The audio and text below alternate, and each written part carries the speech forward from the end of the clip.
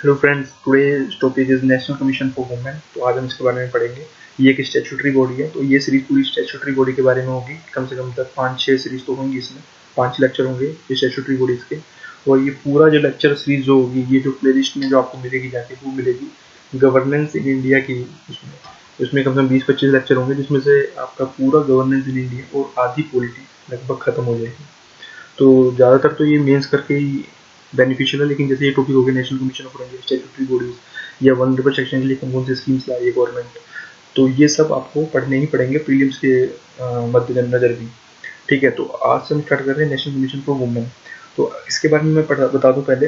1974 में और 1988 में कमीशन का गठन वुमेन इंडिया के लिए होना चाहिए, जो कि वुमेन से रिलेटेड टास्क, उनके वेलफेयर के लिए, उनको पीड़ा से बचाने के लिए, उनके दुख को बचाने के लिए, उनके वेलफेयर के लिए, उनकी लीगल रेमेडी के लिए, उनको गवर्नमेंट को कोई पॉलिसी बनानी है उसके रिकमेंडेशन के लिए। ठीक है, कुछ भी वुमेन्स के रिलेटेड कुछ भी हो रहा है तो वो सब नेशनल कमीशन फॉर वुमेन देखेगा। ये एक स्टैट्यूटरी बॉडी थी जिसका गठन 1992 में हुआ था, और ये national commission for women act 1990 के द्वारा बनाई गई थी। इसीलिए इसको स्टैट्यूटरी बॉडी कहा भी गया है, क्योंकि ये किसी एक्ट के द्वारा बनाई गई है।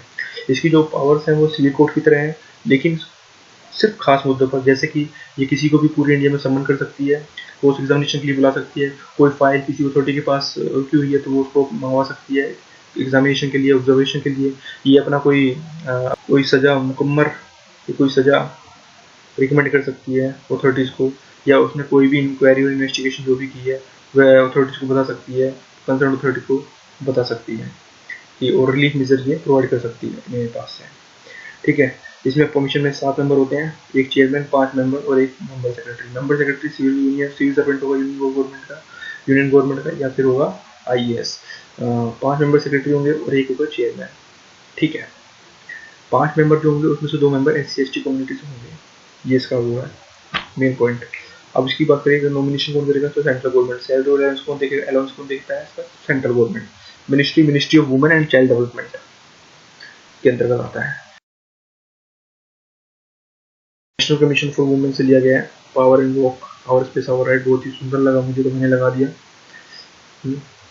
तो आगे बात कर सकते हैं कि क्या NCFW के पास कुछ टीथ होंगे, वो पेनलाइज कर सकता है किसी को? जी नहीं, ये पेनलाइज नहीं कर सकता है। इसके पास सिर्फ रिकमेंडरी पावर है, इसके पास सिर्फ मॉनिटरिंग पावर है।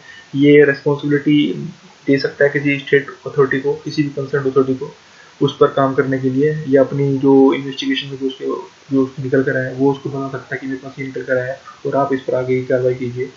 या ये स्टेट अथॉरिटी या गवर्नमेंट ऑफ इंडिया को रिकमेंड कर सकता है कि जो रिलीफ मेजर्स हैं उसको रिकमेंड कर सकता है। किसी वुमेन से रिलेटेड किसी खास केसेस की मॉनिटरिंग कर सकता है वो स्टेट अथॉरिटी के द्वारा, उनसे मंगवा सकता है कि आपने क्या काम किया, क्या नहीं किया। तो ये सब मिलाकर वो सारे जो रिकमेंडेशन होगी, जो भी वो पूरे साल में जो डेटा कलेक्ट होगा, या साल से पहले भी या साल के बाद भी, वो पार्लियामेंट के सामने प्रस्तुत करेगा।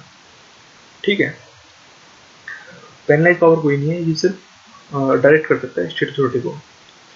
ठीक, ऑब्जेक्टिव हमने जैसे बताया, वुमेन से रिलेटेड कोई भी काम, उनके एम्पावरमेंट से रिलेटेड, उनकी स्किल डेवलपमेंट से रिलेटेड, उनके एनहांसमेंट से रिलेटेड, उनके लीगल रेमेडीज से रिलेटेड, या कोई कॉन्स्टिट्यूशनल पावर या कोई लीगल पावर है, या किसी एक्ट के द्वारा जो पावर प्रदान की गई है उसकी मॉनिटरिंग करना कि क्या उन पर तक वो पावर का जो परिणाम है वो पहुंच रहा है या नहीं पहुंच रहा है। ठीक है, सभी एक्ट्स का रिव्यू करना। ठीक है, उनके एजुकेशन के लिए, उनके एजुकेशनल स्टेटस क्या है, उनका लीगल स्टेटस क्या है, उनका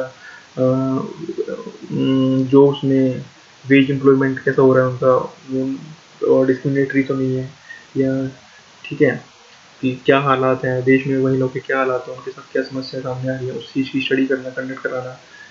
ठीक है, तो इन सब से रिलेटेड ये चीज़ें देखता है। तो ये है पारिवारिक महिला लोक अदालत। पारिवारिक महिला लोक अदालत सेम एज लोक अदालत, काम वही है, नाम नया है। काम वही है, नाम नया क्यों है? क्योंकि काम तो उसको वही करना है जो लोक अदालत का करना है। मतलब सुप्रीम कोर्ट, हाई कोर्ट और डिस्ट्रिक्ट कोर्ट से हटकर एक स्पेशल कोर्ट का निर्माण किया गया है, जो कि बाहर आपका मतलब जो समझौता होता था कोर्ट के द्वारा, एक्स्ट्रा लीगल रेमेडी के तौर पर ये काम करेगा, जिसमें खास तौर पर मैरिज और फैमिली अफेयर्स के जो केसेस होते हैं वो यहाँ पे सोल्व की जाएंगे। ठीक है ना? अच्छा, हमने इसके बारे में बात कर ली है कि भाई इसके पास क्या पावर्स हैं, क्या फंक्शंस है, क्या ऑब्जेक्टिव्स हैं, और कैसे निर्माण हुआ, स्टैट्यूटरी बॉडी है क्या है, किस एक्ट के द्वारा क्या कमीशन है, क्या नॉमिनेशन, सैलरी अलाउंस कौन देखता है, इसकी मिनिस्ट्री कौन सी, ये सब बातें कर लो।